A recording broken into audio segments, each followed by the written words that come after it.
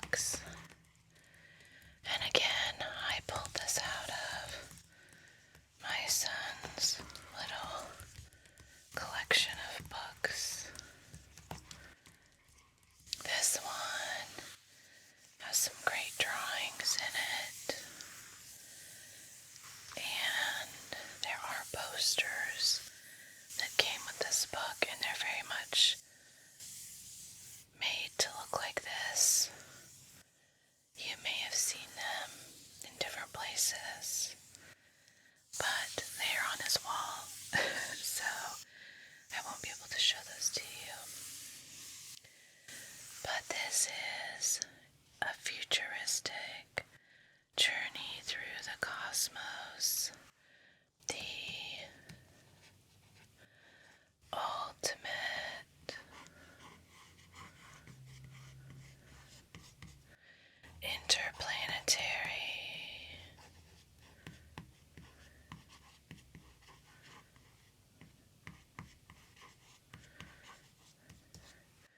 travel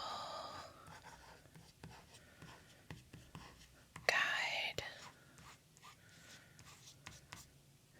by Jim Bell.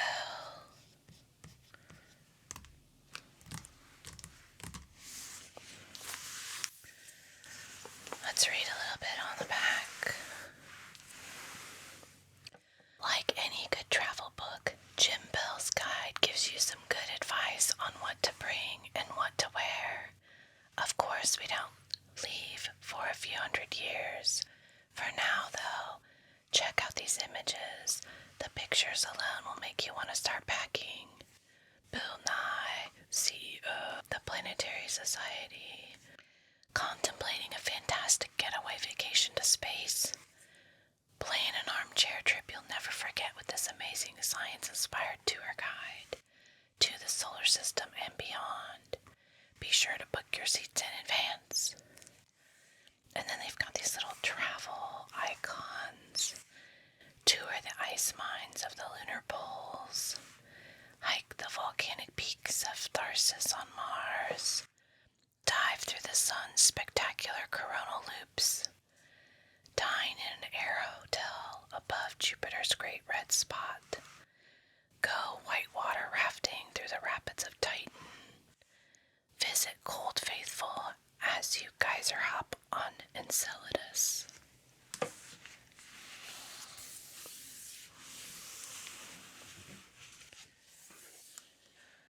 Welcome to the 2218 edition of the Ultimate Interplanetary Travel Guide. Kind of covers some of the things we saw on the back. But let's go back here and read a little bit about the author.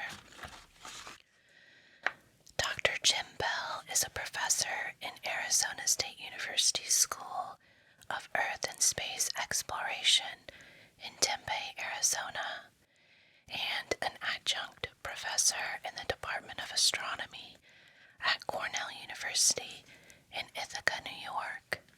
As president of the Planetary Society, he is an active and prolific public commentator on science and space exploration, earning the 2011 Carl Sagan Medal from the American Astronomical Society. Jim has appeared on numerous radio and television shows, including the NBC Today Show and PBS NewsHour, as well as programs on the Discovery, National Geographic, and History channels. Author of 6 books, he has been involved in such NASA robotic exploration missions as the Near-Earth Asteroid Rendezvous, Mars Pathfinder, the Mars rovers Spirit, Opportunity, and Curiosity, and the Lunar Reconnaissance Orbiter, to name a few. The main-belt asteroid 8146, Jim Bell, is named in his honor. Let's take a look inside, shall we?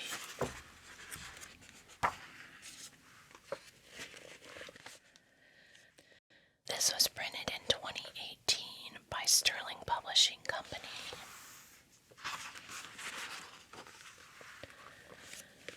So here we have the contents.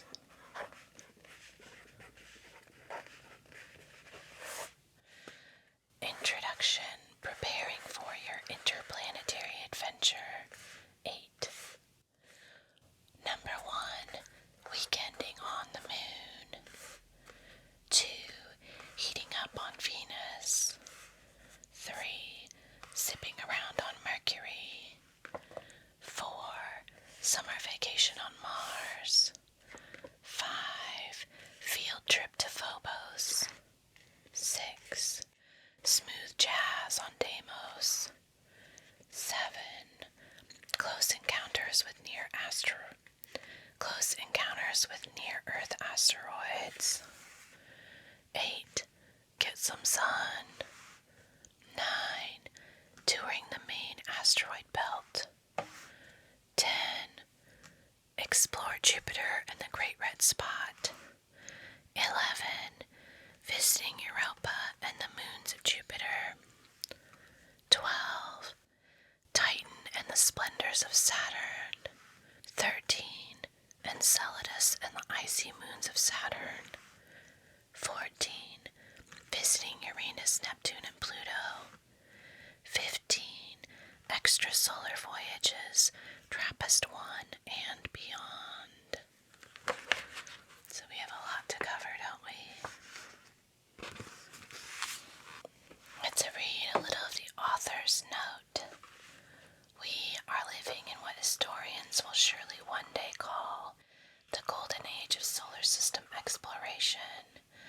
That is, since the start of the space age in the late 1950s, humans have launched robots to fly by, orbit, land, or rove on nearly all the different kinds of worlds in our solar system. We've learned an enormous amount about the worlds around us and, just as importantly, about how special and unique, at least in our solar system, our home planet really is. The most daring exploits of human space exploration happened nearly 50 years ago. However, today we are at a crossroads. After decades of being limited to low Earth orbit missions, what's the future of human space exploration? I'm an astronomer and planetary scientist, and have been actively involved in NASA's robotic solar system exploration missions for more than 20 years. I've seen many worlds go from mere points of light to exotic destinations I yearn to visit. And I've seen firsthand NASA and other space agencies design, build, and fly orbiters, landers, and rovers to many of these exotic worlds, paving the way for eventual human exploration. Here we have one of the amazing drawings. Mars Explorers Wanted. Wouldn't it be fun to go canyon climbing on Mars?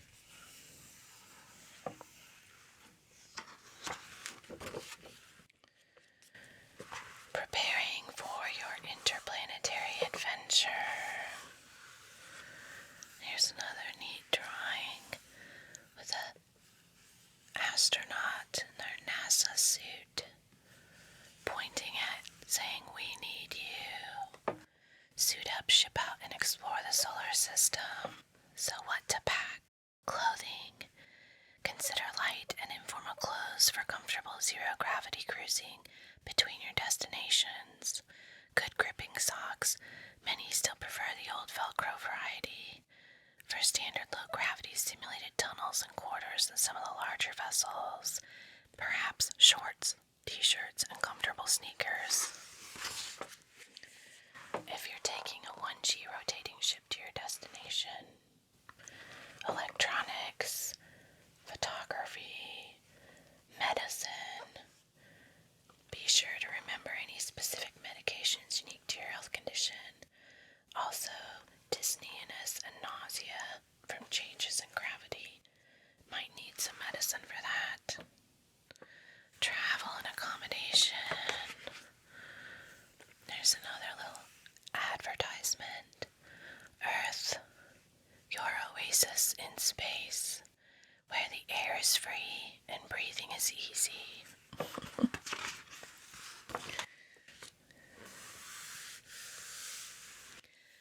Here we have an icons and map key. For attractions, we have caves, craters, dining, extreme sports, good for families, great views, hiking outdoors, history, ice, mountains, volcanoes, lava, warning symbols, acid rain, darkness, uneven light, dust, extreme temperatures, high-low gravity, high pressure, long travel times, radiation, rough terrain, other hazards.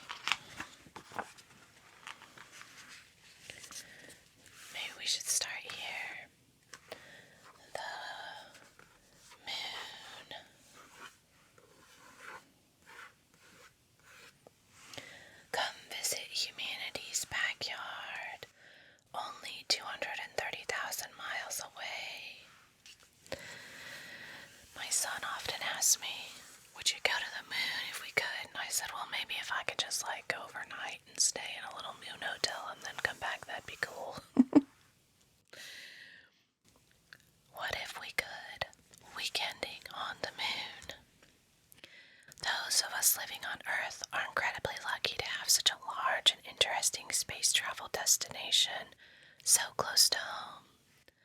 The moon is Earth's closest celestial companion and makes the Earth the only inner solar system world with its own planet-sized natural satellite, while the Martian moons, Phobos and Deimos, are fun places to visit.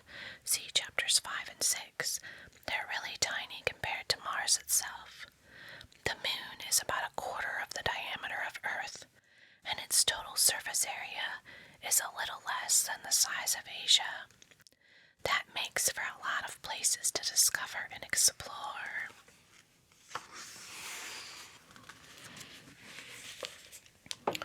So here we have photos of the moon, landing sites of rovers and the Apollo missions all over the moon. I guess you don't really think of where those things were in different places, do we? But they were.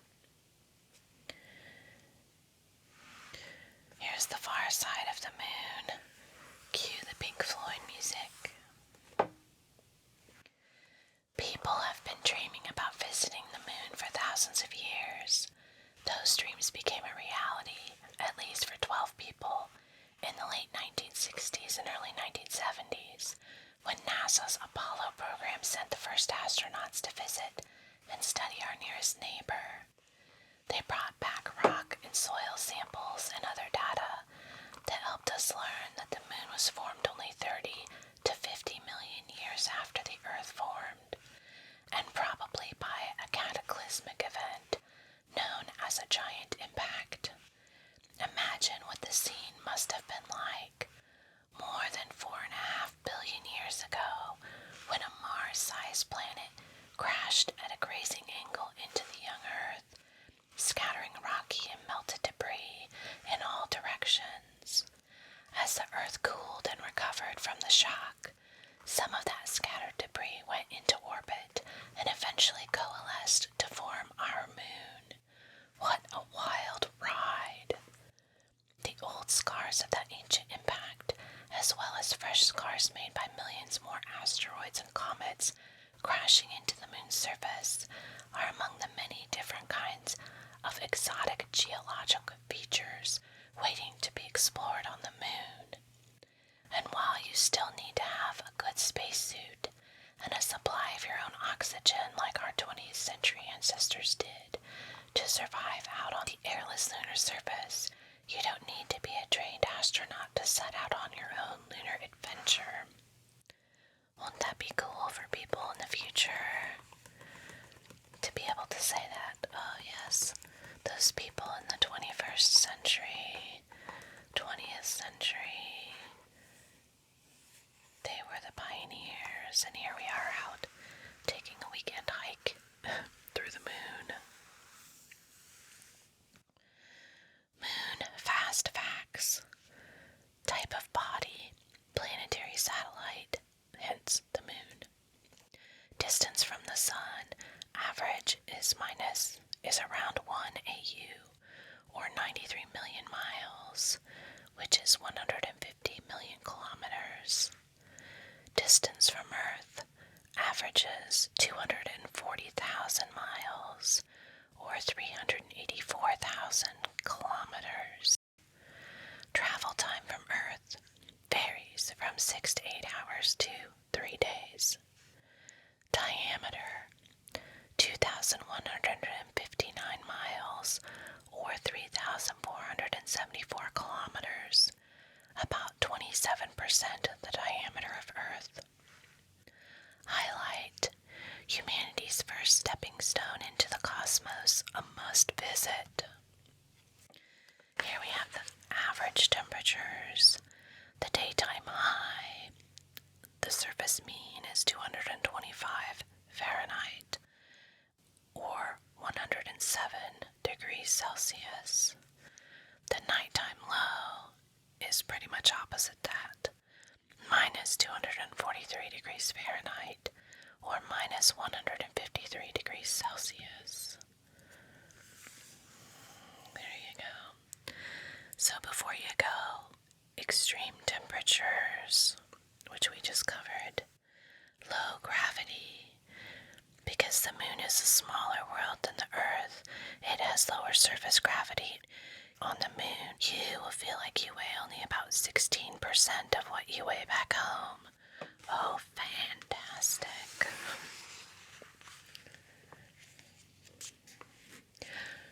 I could see the moon being a place for like a rehab retreat to help take the pressure off your joints while you're recovering. Rough terrain, craters and other uneven surfaces, combined with the low gravity, can lead to cuts and scrapes from falls for newbies. It's got the G in front of the newbies, as you will be lovingly called. Darkness. The moon is in darkness for half of the lunar day, which is about 350 hours out of the moon's approximately 700-hour orbit around the Earth. Oh, here we go. The Apollo International Historic Park. Start your lunar tour with the 6 places on the Earth facing side of the moon visited by the first astronauts. Whether you choose to visit just one of the Apollo landing sites, most visitors choose the first, the landing site of the Apollo 11 mission's Eagle lander in the Sea of Tranquility, made famous by astronauts Neil Armstrong and Buzz Aldrin, or to tour them all in historically accurate order. Park rangers at each site's visitor center will fill you in on the historical context and major scientific achievements of these culturally important sites.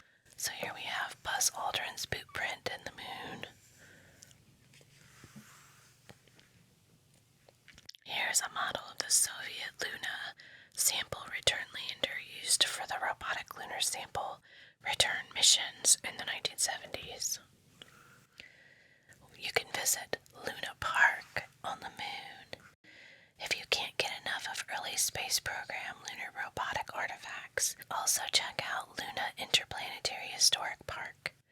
So far, the park includes 5 historic sites where, between 1970 and 1976, the USSR's Luna 16, 20, and 24 landers gathered samples from the moon robotically, and the Luna 17's Lunokhod 1 rover and Luna 21's Lunokhod 2 rover explored the surface.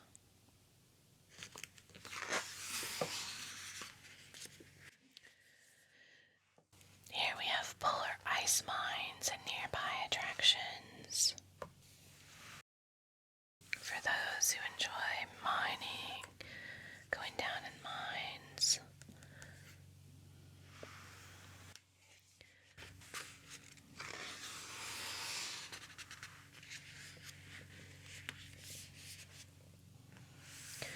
They've protecting lunar landing sites.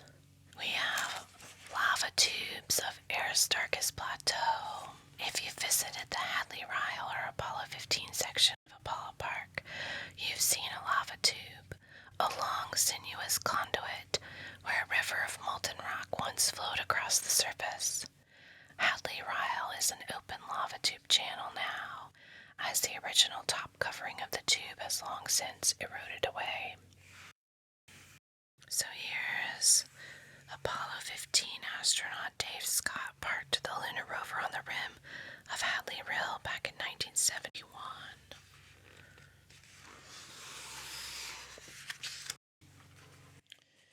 There's more history of exploring the moon.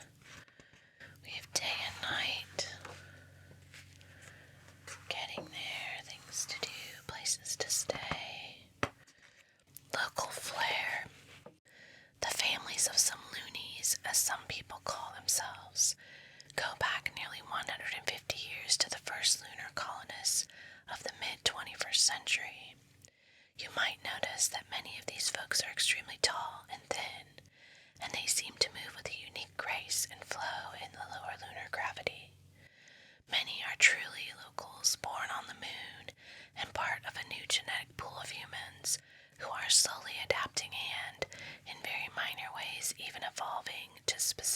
conditions, especially the lower gravity of the lunar environment. Think about how might the gravity difference and other things change how we evolve as humans. Next up is Venus.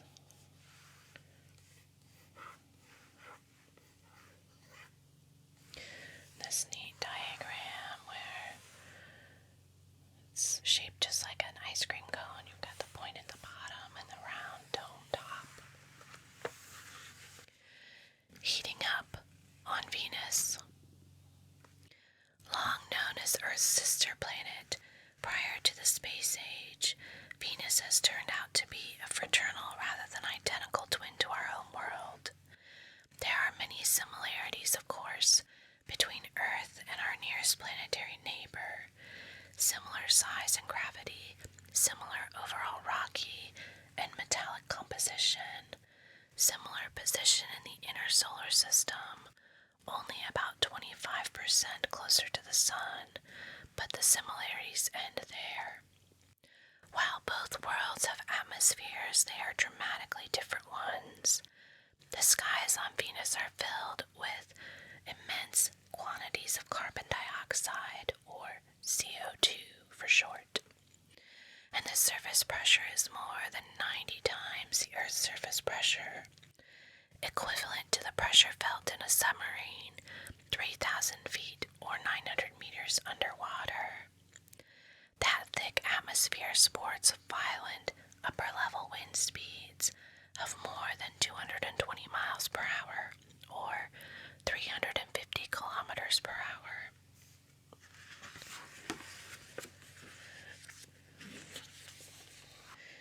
The Venera International Historic Park and landing sites of the first Venus robotic missions.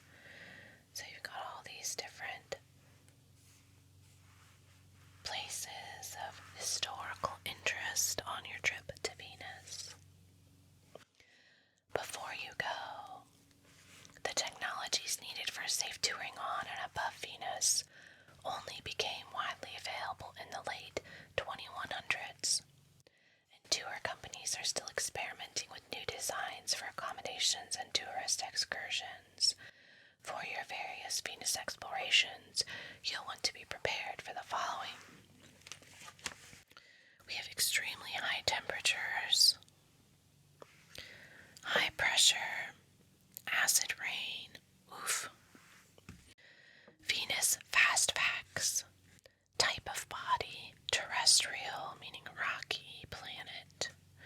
Distance from the sun, the average is about 0.72 AU, or 67 million miles, which is 108 million kilometers. Distance from Earth ranges from 24 million to 162 million miles, or 39 million to 261 million kilometers. Travel time from Earth varies from about 1 week to 100 days. Guess whether you're taking the short cruise or the long one, huh? Diameter, 7,521 miles, or 12,103 kilometers, only about 5% smaller than the Earth. Highlight, crazy hot surface, crazy high winds, and crazy acid clouds. That sounds like a crazy adventure. The daily average temperature is 860 degrees Fahrenheit, or 460 degrees Celsius.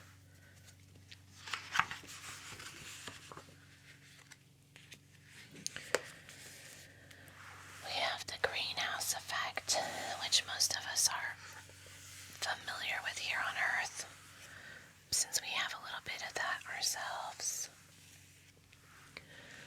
Some atmospheric gases, such as water vapor and CO2, allow visible light from the sun to pass through them and reach a planet's surface. However, these gases then absorb prolific amounts of infrared heat energy that tries to pass back out from the surface to space.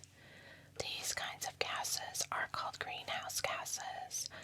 which is analogous to the way greenhouse windows let in sunlight but prevent heat from getting back out.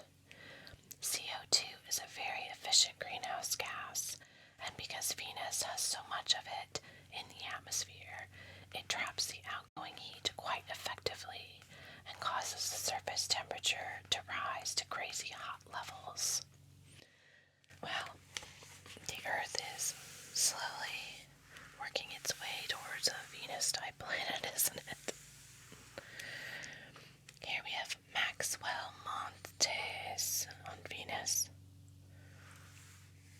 The large mountains. Here's radar image of it.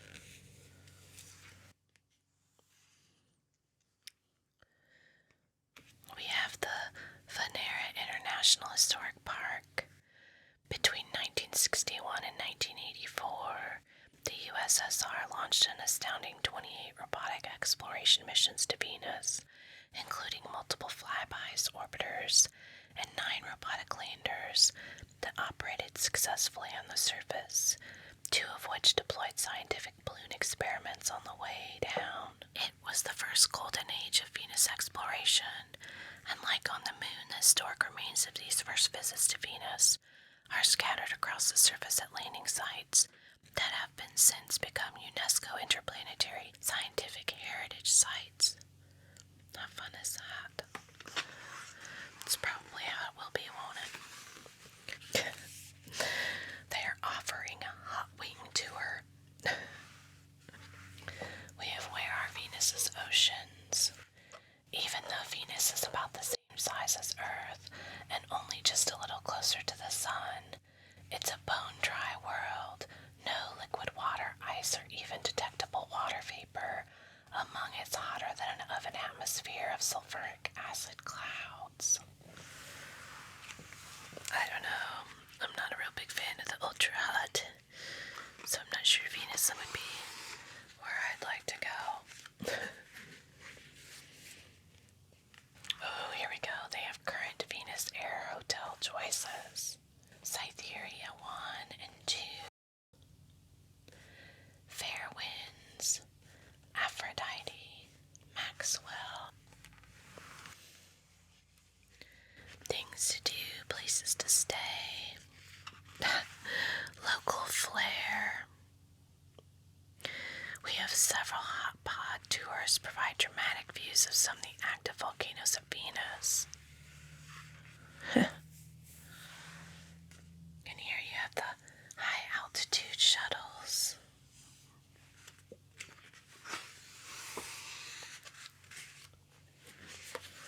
How about a visit Mercury?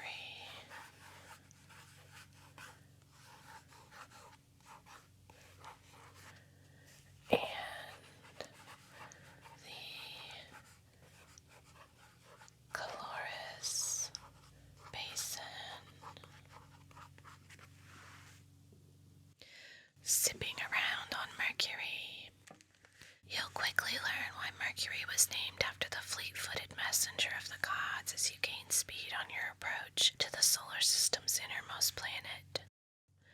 Orbiting at only about a third of Earth's distance from the Sun, Mercury is much deeper inside what astronomers call the Sun's gravity well.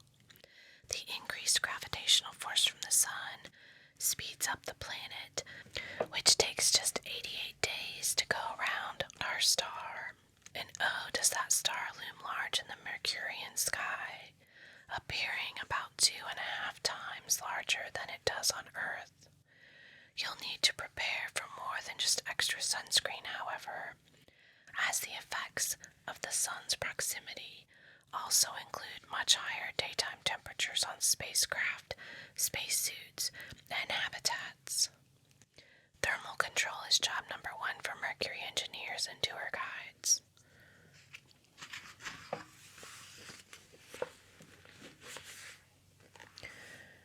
This is pretty cool. Look at this map of Mercury. Ooh, you've got the double sunrise resort and spa at the Caravaggio crater. You have the Calorus colony, Hermes ice caves,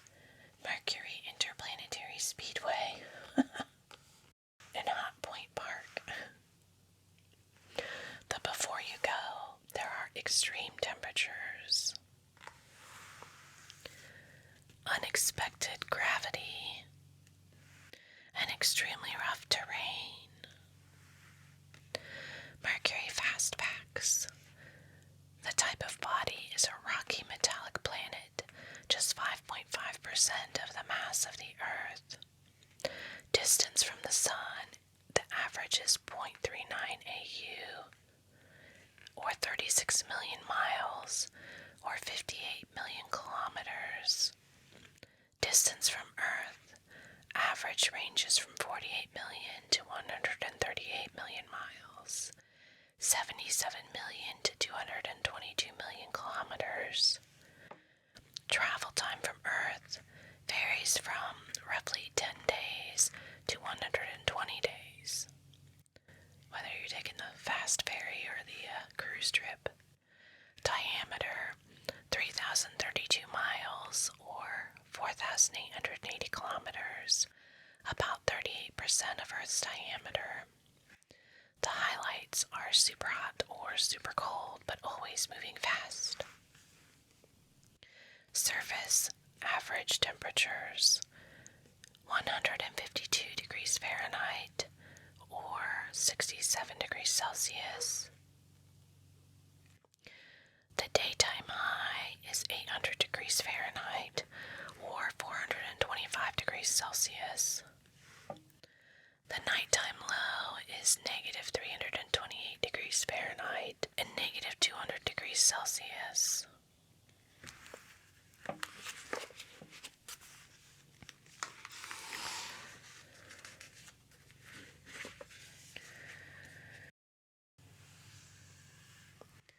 Here we have the size comparisons of there's Earth, there's Mercury, and then the Moon. So a little bigger than the Moon, but quite a bit smaller than the Earth.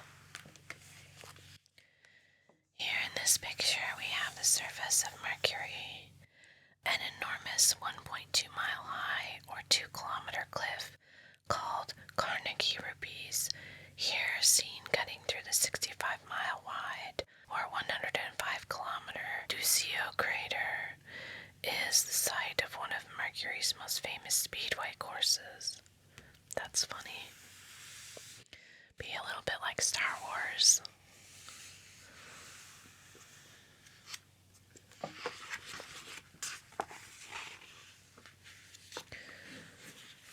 You have the Caloris Colony, the Double Sunrise Resort and Spa. Here we have the incredible shrinking planet. Mercury is crisscrossed with hundreds of giant cliffs like those at Carnegie Rupees. But why? These giant cliffs are tectonic features called thrust faults, which form on rocky planets that are slowly cooling over time. As the rocks cool, they shrink slightly, causing enormous compressional forces that can fold and tear a planet's crust. Planetary scientists think that Mercury has shrunk by perhaps as many as 20 miles or 10 kilometers in diameter since it formed, and the resulting thrust faults have created a global network of cliffs up to 620 miles or 1,000 kilometers long and 1.9 miles or 3 kilometers high. Similar thrust faults on the Moon indicate that it has slowly shrunk as it has cooled. On the Earth, plate tectonics and a still partially molten interior prevent the formation of such enormous worldwide cliffs. So here we have the Sun dominates Mercury's sky.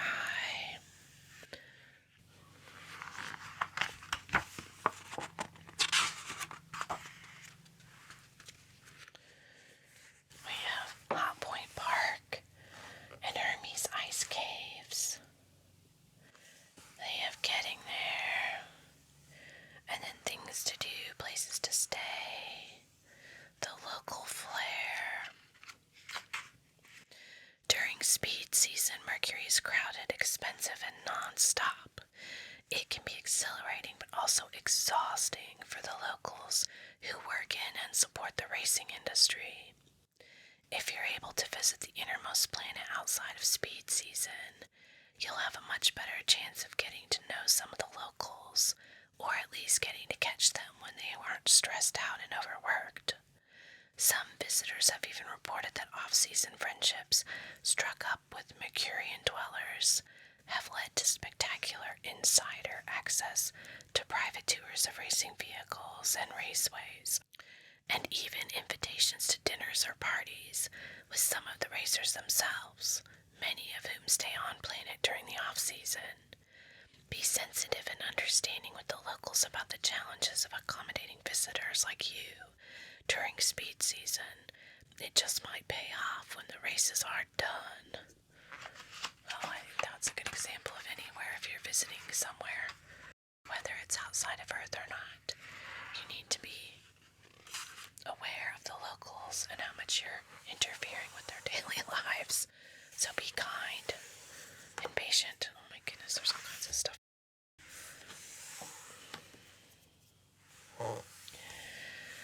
I think that's probably good for today. If you guys like this book, I'll go into it a little bit more so that we can kind of check out the solar system and all the fancy things that are offered. Kind of fun to think about this as a brochure for exploring the solar system that we live in.